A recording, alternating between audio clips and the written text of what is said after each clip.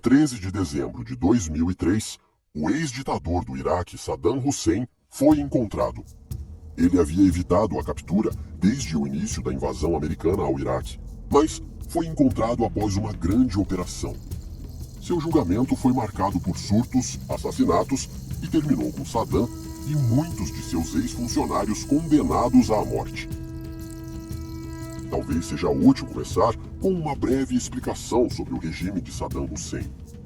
Saddam governou o Iraque de 1979 a 2003, quando foi deposto por uma invasão liderada pelos Estados Unidos da América. Seu governo foi notado por uma administração quase gangster e por suas tentativas fracassadas de anexar países vizinhos. A brutal Guerra Irã-Iraque, que durou de 1980 até 1988, tirou a vida de até 1,2 milhões de pessoas e presenciou alguns dos combates mais brutais do século XXI. Saddam supervisionou o uso de armas químicas contra seu próprio povo, notavelmente contra os curdos do norte do Iraque, nos genocídios de Anfal, onde seu regime assassinou dezenas de milhares de pessoas. Saddam anexou o Kuwait, gerando a Primeira Guerra do Golfo. Uma coalizão internacional derrotou completamente o exército iraquiano. No entanto, Saddam permaneceu no poder. A tortura generalizada de civis, o suposto apoio a terroristas responsáveis pelo 11 de setembro e seu suposto desenvolvimento e posse de armas de destruição em massa foram as razões dadas para a controversa Segunda Guerra do Golfo. Em março de 2003, uma invasão liderada por americanos e britânicos procurou remover Saddam do poder. Aqueles dentro de seu círculo íntimo e aqueles que haviam ajudado no regime brutal também eram alvos para remoção. Como parte do kit fornecido, os soldados americanos receberam um baralho padrão de cartas, detalhando os 52 membros mais procurados do regime de Saddam. Isso era para ajudar os soldados americanos a identificar membros-chave e procurados do regime. Os mais procurados estavam nas cartas de alto valor, sendo os ases e os reis. O próprio Saddam estava no as de espadas, sendo o mais procurado. Quando a capital Bagdá caiu sob o controle americano em abril, Saddam não pôde ser encontrado. Havia avistamentos infundados e não verificados do ditador, mas nada levou a lugar algum. Haveria mensagens gravadas esporádicas de Saddam, distribuídas para encorajar suas forças a continuar a luta e denunciar os invasores. Um exemplo notável é após as mortes de seu filho, Uday e Qusay.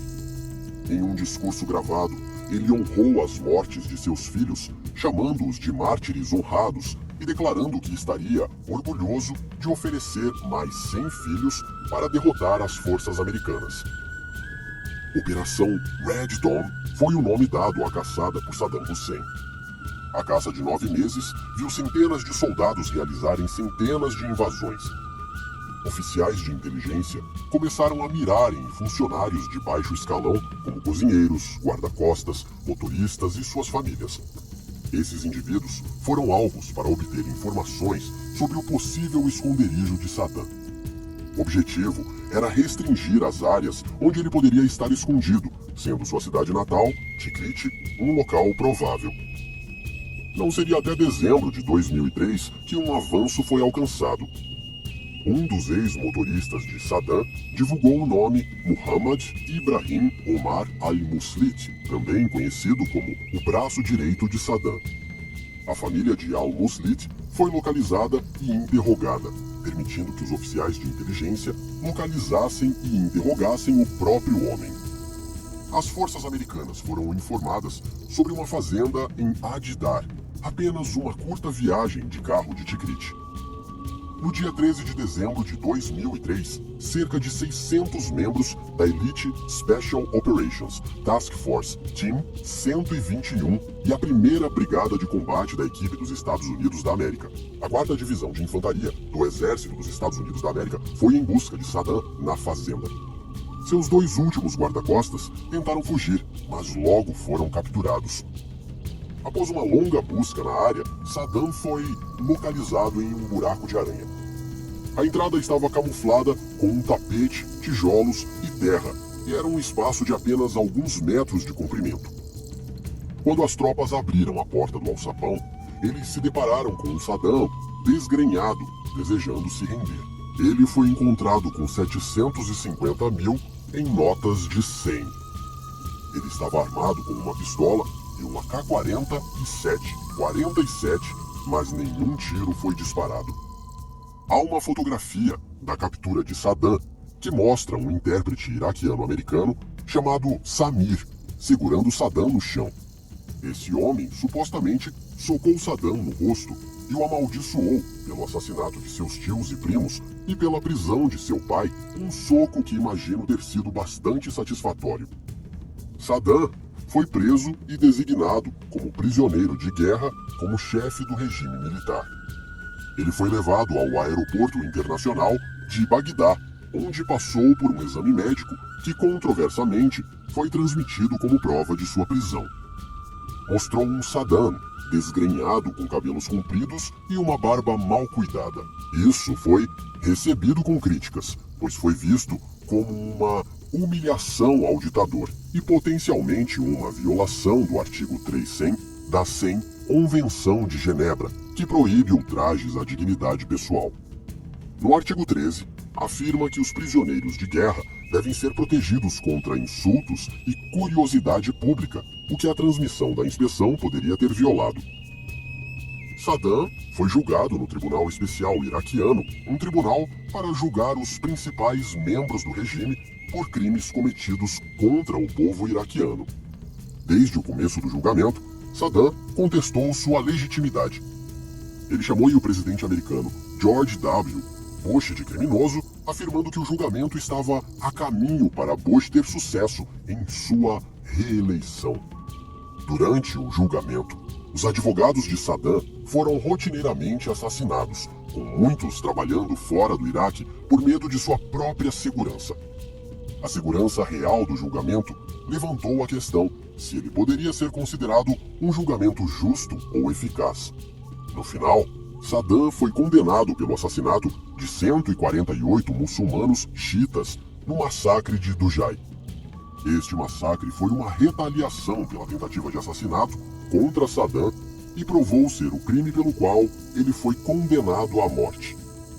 No dia 5 de novembro de 2006, ele foi condenado à morte por enforcamento.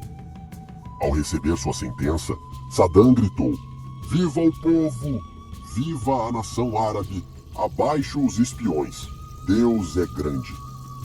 Saddam tentou apelar contra sua sentença, mas no dia 26 de dezembro de 2006, seu recurso foi rejeitado, com movimentos para executar o ditador o mais rápido possível. Na base americana Camp Justice, Saddam seria enforcado. No dia 30 de dezembro de 2006, carrascos com balaclavas levaram Saddam até a forca e colocaram a corda em volta de sua cabeça.